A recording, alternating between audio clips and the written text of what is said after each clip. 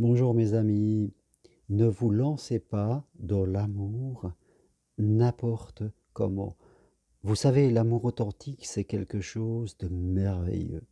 Et c'est moi qui, en tout cas, vous invite toujours à progresser pour le vivre. Mais il ne faut pas faire non plus n'importe quoi parce que l'amour, c'est quelque chose qui peut blesser notre cœur, et il ne s'agit pas de le blesser, de le torturer à répétition.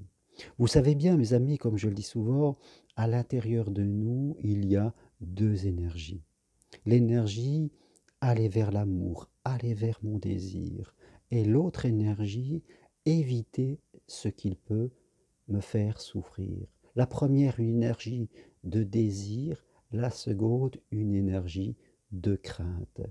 Et il ne s'agit pas d'aller dans la vie sentimentale, surtout si on a vécu plusieurs échecs, eh bien, en répétant les mêmes erreurs et en prenant le risque, encore une fois, de souffrir. Parce que sinon, nous allons nourrir de plus en plus cette partie éviter de souffrir. C'est-à-dire que notre inconscient, l'inconscient, c'est la partie de nous, dans notre monde intérieur, mes amis, qui enregistre toute notre vie, qui est chargé un petit peu de notre équilibre émotionnel et qui interprète, qui crée des croyances. Et bien sûr, si vous vivez des blessures à répétition et que vous allez arroser encore une fois la partie éviter d'eux, eh bien votre inconscient, lui, va créer la croyance simple, l'amour est égal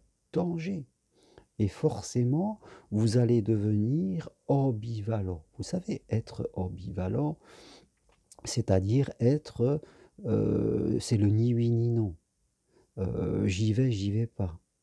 Et quand on devient comme cela, eh bien, on perd un petit peu sa spontanéité, on devient souvent observateur, et les autres le ressentent. Les autres qui sont en face de vous, ils sentent que vous n'êtes pas clair, que vous êtes plutôt dans l'analyse, en train de vous demander j'y vais pas, c'est la bonne personne, c'est pas la bonne personne.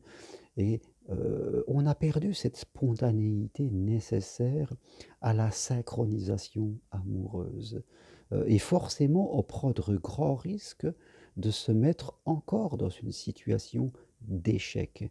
Et fin de compte, on va répéter cette roue et toujours nourrir la partie éviter ce qui peut me faire souffrir. Et à la fin, on va fermer la porte et on va dire, de toute façon, l'amour, ça ne marche pas, la vie à deux, ça sert à rien, c'est que de la souffrance, ça marche pas pour moi, ou je suis pas assez bien, je ne peux pas le vivre, c'est bien pour les autres, mais moi non. On va trouver toutes des raisons, soit sur nous, soit sur les autres, pour s'interdire de revivre une histoire. Et ça, il faut faire attention, c'est parce que là, on est en train de se conditionner négativement. Donc, si vous, dans votre vie, vous avez vécu une rupture, une seconde rupture, il ne s'agit pas de se précipiter à, je dirais, reconstruire au risque de prendre encore les mêmes erreurs et de retomber, je dirais, à nourrir cette partie évitée de. Prenez un moment pour mieux comprendre votre identité, mieux apprendre à communiquer, mieux savoir vos besoins, vous positionner, mieux savoir ce que vous voulez avec un objectif, je dirais, cohérent et équilibré, ne pas seulement dire je vais rencontrer quelqu'un, tomber amoureux, ce qui est complètement insuffisant, mieux prendre conscience peut-être de vos blessures, de là où vous devez progresser, si vous êtes trop gentil, trop méfiant, trop effacé, je ne sais pas, en fonction de votre histoire. Il va falloir régler votre boussole intérieure parce que, vous le savez, c'est de cette boussole intérieure que dépend l'extérieur. Et si vous ne voulez pas vous synchroniser avec des personnes qui vont encore attiser et ouvrir vos blessures intérieures, eh bien, il va falloir prendre un tout petit peu de temps pour progresser. Et après, une fois que vous vous connaissez mieux, que vous aurez une autre résonance, là, vous pourrez, je dirais, aller vers l'amour de façon beaucoup plus confortable avec beaucoup plus de sécurité, mais non pas une sécurité extérieure, en attendant de rencontrer la personne qui va vous calmer, ou qui va vous sécuriser, parce que ça ne fonctionne pas comme ça. Vous aurez une sécurité intérieure parce que vous serez plus fort, comme vos repères seront plus clairs, vous serez comme une maison dans laquelle on a renforcé, je dirais, les fondations. Voilà, c'est important, ce que je voulais vous donner comme message aujourd'hui.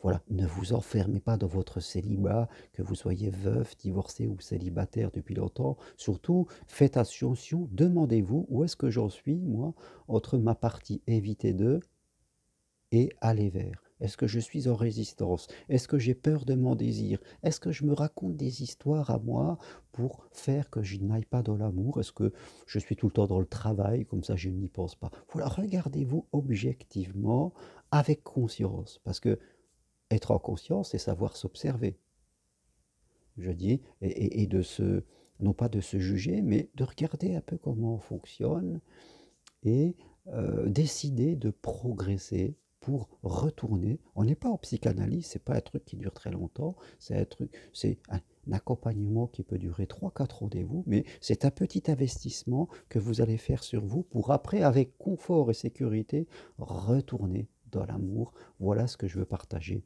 avec vous aujourd'hui. Et si vous voulez prendre rendez-vous avec moi, eh bien, écrivez-moi.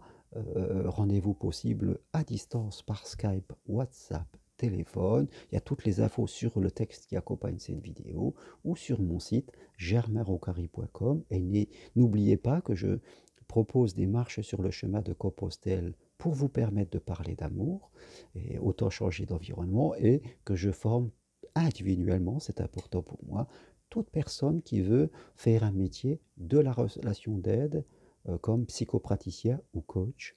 Eh bien, une formation individuelle possible là également à distance de chez vous. Merci, si vous aimez ces vidéos, appuyez sur j'aime et je vous dis à très bientôt.